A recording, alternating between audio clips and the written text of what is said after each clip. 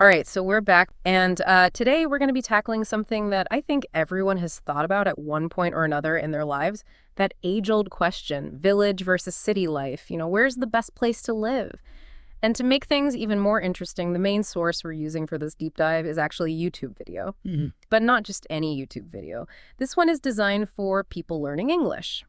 So we're going to be looking at this classic village versus city debate while getting a glimpse into how some language learning tools are using real-life scenarios to teach conversational English.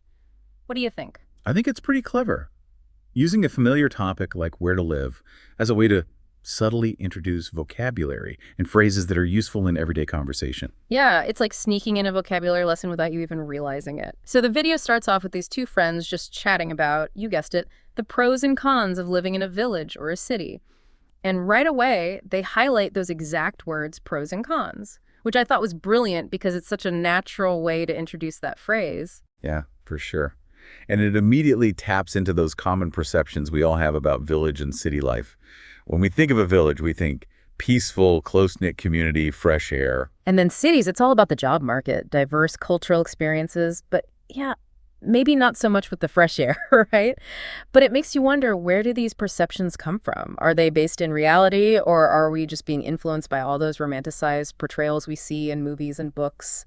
The idyllic village escape versus the exciting city life. Yeah, it's easy to get caught up in those idealized versions of both lifestyle. For sure.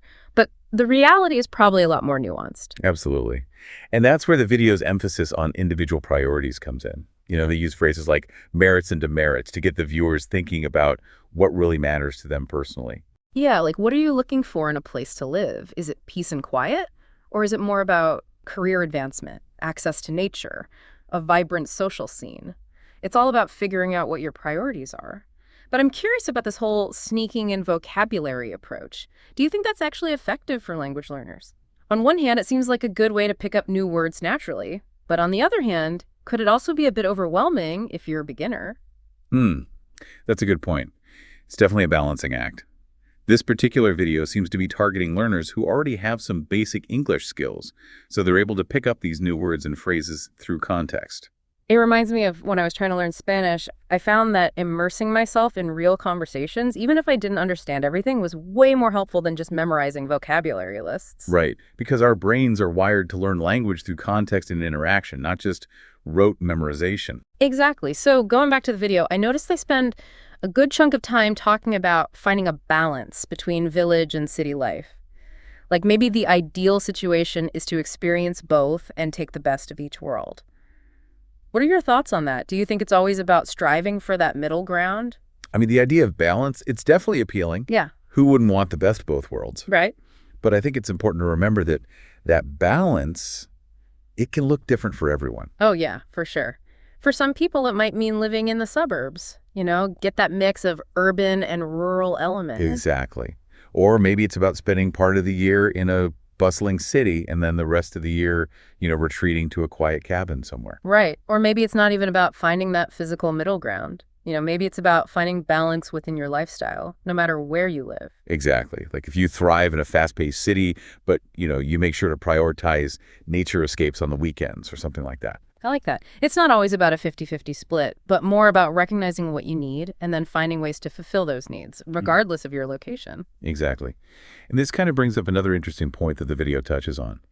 The value of experiencing different environments. Even if you ultimately choose to settle down in one place, having that exposure to other ways of life, you can really broaden your perspective. Yeah. And give you a deeper appreciation for your own choices. Yeah. Yeah, like they say, travel broadens the mind, right? You learn so much about yourself and the world when you step outside of your comfort zone. I remember when I spent a summer living in this tiny little village in Italy. It was such a stark contrast to my city life back home.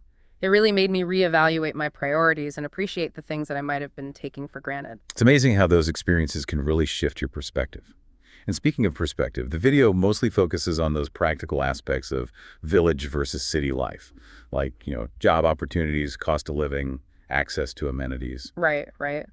But what about the emotional impact? Exactly. That's a whole other layer that I think deserves some attention. The video does mention peacefulness and friendliness. But there's so much more to explore when it comes to how our surroundings affect our emotional well-being. don't you think? Totally. Some people thrive in the energy of a city, while others find peace and solace in the tranquility of a village. Mm. And it's not just about introverts versus extroverts, it's about how different environments can impact our mood, our creativity, even our sense of belonging. It really is. I have a friend who moved from a quiet suburb to a really bustling city center, Mm. and she was so worried about feeling overwhelmed. But you know what? She actually blossomed in that environment. The constant buzz and energy, it really ignited her creativity, and it gave her this whole new sense of purpose. Wow, that's so interesting. It just goes to show how we all respond differently to our surroundings. And if Yeah, we connect this back to language learning, it's a good reminder that language, it's more than just words, right? for sure. It's about expressing those deeper emotions and connecting with people on a human level. I love that this seemingly simple video about village versus city life has sparked such a thought-provoking conversation about personal preferences, lifestyle choices, and the power of language. And it really highlights the effectiveness of using real-life scenarios to teach English. It's not just about memorizing vocabulary and grammar rules. It's about giving learners the tools to engage in those meaningful conversations and to express themselves authentically. Yeah, to give them a taste of how English is actually used out in the real world with Yeah. all its nuances and complexity. Exactly. So we've covered a lot of ground here, from the practicalities of village versus city life to the emotional impact of our surroundings and even the power of language. Anything else about this deep dive that stands out to you? You know, for me, what's really interesting is how this video, while it's designed for language learning, it actually touches on some pretty big questions about how we choose to live our lives. It does, right? It's making me think about all sorts of things. Like for me, the biggest takeaway is that there's no right or wrong answer when it comes to village versus city life. It's all about understanding yourself, your values, and what really makes you happy. And realizing that those things can change over time, too. Like maybe when you're younger, you're drawn to the excitement of city life, but then later on, you start craving the peace and quiet of a village. Right. It's about being open to exploring different options and creating a lifestyle that really fits who you are at that moment. Yeah, and not feeling pressured to conform to those societal expectations about where or how you should live. Exactly. Which brings us back to that final thought-provoking question the video asks: does village life or city life speak to your soul? Ooh, yeah. That's a good one. It's not just about the practical stuff anymore. It's about what really resonates with you on a deeper level. That gut feeling, that sense of belonging, like you're truly at home in your surroundings, whether that's surrounded by skyscrapers or rolling hills. It's about finding what feels right for you. And maybe even challenging yourself to step outside of your comfort zone and experience those different ways of life. So we've explored this whole village versus city debate. We've seen how a simple language learning video can spark some really deep questions. And hopefully we've inspired you to think about what kind of environment truly nourishes your soul. Remember, there's no one-size-fits-all answer. It's all about finding what works for you. And who knows, maybe along the way you'll pick up a few new English phrases to help you express all those newfound insights. Keep exploring, keep questioning, and keep diving deep.